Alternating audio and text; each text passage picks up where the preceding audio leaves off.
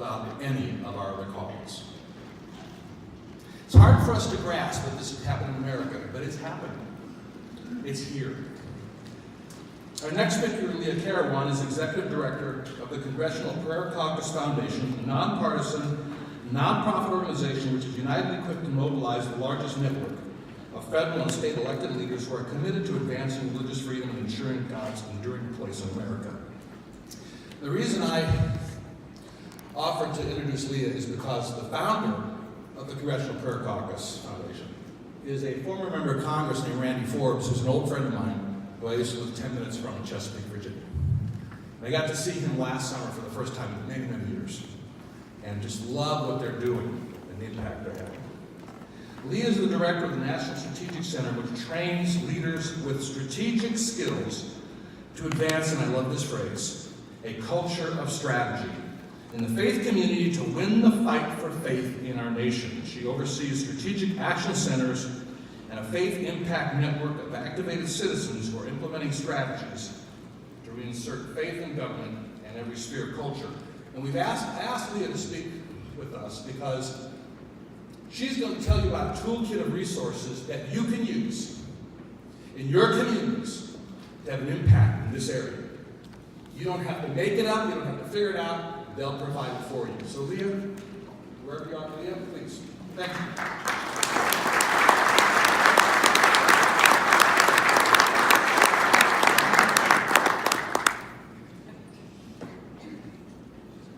Thank you, Guy. Appreciate the introduction. It is such a thrill to be with you today. You guys are all activists. This is one of my favorite groups to talk to because of what God is already doing in so many of your lives. Well, I don't have to tell you what is happening across this nation. The Christian faith is under unprecedented attack in America. Today it's not whether it's happening, it's what are we going to do about it. Jude, the brother of Jesus, when he was writing to the folks in his day, the Christians in his day, he said to them, fight the fight for faith. And I'm going to just take a moment to illustrate that fight for faith in our culture. It's already been done so beautifully. I just want to give another side to it.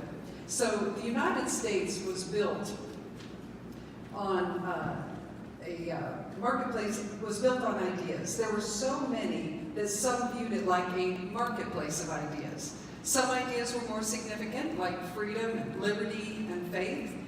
It was believed that in this competition of ideas, that truth would win out. And as you can imagine, biblical truth normally won out. Now, a few decades ago, this is what the marketplace of ideas for faith looked like in America. These icons represent our schools, our universities, businesses, media. It didn't mean everybody agreed upon all of the ideas, but faith was in the marketplace of ideas. But not anymore. Now, Oz and Joe talked a lot tonight about our part in that. We have a responsibility for that. And let me talk a little bit about the other side too. The anti-faith agenda that has been perpetrated across America right now. They have gradually begun removing faith from the marketplace, starting with our schools and universities. They're removing faith from our government, from our media, from our military, from our businesses. This is quickly becoming the picture of America. Their goal is to confine your faith in your church. And if they get us focused only on what we can talk about and not about where we can talk about it, they win. And we're playing right into their hands. Now, faith has always been under attack in America. So what is different? The coalescing of this well-funded, well-organized, strategic agenda in America is strategically removing faith. And there are two primary keys to the success of this anti-faith movement. The first is money. They have outspent us multi-millions of dollars. Some estimate 9 to 1 is probably 2 or 3 times that. Probably close to billions of dollars, not just the little bit we have indicated here. Thankfully, Others are working on this. There's others that care about this, understand this, and hopefully are coming together with this. That's not our lane. But the second is strategy, and that is our lane. The anti-faith have successfully created a culture of strategy, and I'll describe that in just a moment. And we don't have time tonight to look at what they have specifically done, but let's look at the 5 primary effects of their efforts. First, they've tarnished the Christian brand. It's really no longer rewarded or accepted to be, or even celebrated to be a Christian businessman or a Christian leader. Secondly, they've distorted the Christian message. They've taken and they've twisted our words. They have isolated Christian leaders. So when a leader stands up in the public square, so often they're standing alone and everybody says, we'll be with you, but when he comes, they're way back. They've artificially increased the cost of living out your faith in the public square using the judicial system. Artificially. And they've systematically removed faith from the marketplace of ideas. And we believe that the fight to reinsert faith back into the marketplace of ideas is the key to resecuring the foundations of this country. Even though faith and freedom were not born together, their marriage is what built America, and divorcing the two would be its demise. And the anti-faith groups know that, which is why they go after the Christians, and they go after the faith, and they try to silence us in the marketplace of ideas. So how are we fighting that fight? Well, there are 2 models commonly used to create strategy: the task force model and the consensus model. A task force model is you bring a bunch of smart people together and you say, here's the issue, here's the problem, fix it. And that works, but it's limited in scope and speed. Both the anti-faith groups use it and the faith communities use that strategy. The second is the consensus model. And this is where you get a bunch of smart people in a room and you brainstorm a bunch of ideas and then you vote on which strategy you're going to use. This is not a very effective strategy. Imagine the military doing this, bringing all the generals in a room and saying, okay, we're going to vote on the strategies. Here's all the ideas we have. Well, you know that the Navy would vote for more ships and the Army would vote for more boots on the ground. Both the anti-faith and the faith communities use this strategy as well, even though it's creates a watered-down strategy.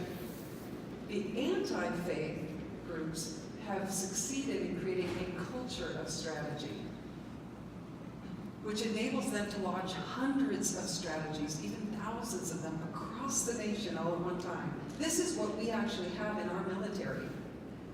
Attempting to compete with a culture of strategy solely by using the task force model or the consensus model, it's like similar to trying to compete with an assembly line production with the individual production method. Even if you can match quality, you'll be overwhelmed by the numbers.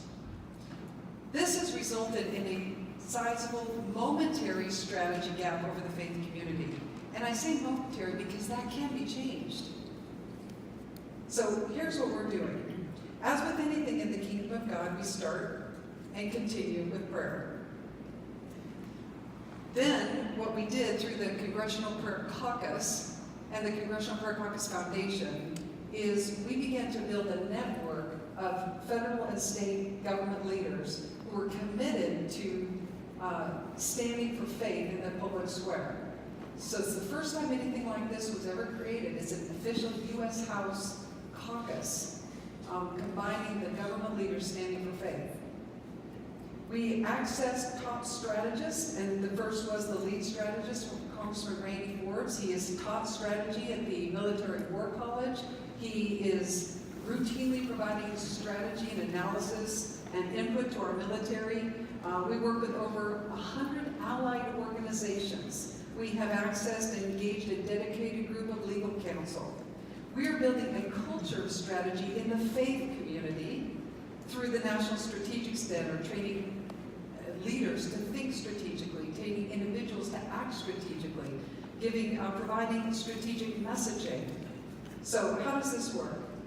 we identify the seeds of ideas, sometimes through individuals in our network or through strategic faith dialogues. We provide opposition research, we look at real case studies, and all of these seeds and strategies are conveyed to the National Strategic Center, where they are dissected, where they're assessed by a variety of strategists from around the nation and from every sphere of culture. Now, these strategies then are translated into actionable toolkits and distributed directly to individuals through our Strategic Action Center, Strategic Action Catalyst. This would be friends like the Pinnacle Forum, who have individuals in their network who are saying, what can we do strategically to make an impact in our communities? And every culture of strategy requires a feedback loop. And that feedback loop are where the strategic actions catalysts and individuals are the eyes and the ears. You're out there, you're doing things, and then feeding it back to the strategic center, sending valuable information so that we can refine and assess the strategies, as well as identifying the best working strategies so that we can get that information out to people in other cities and other localities who also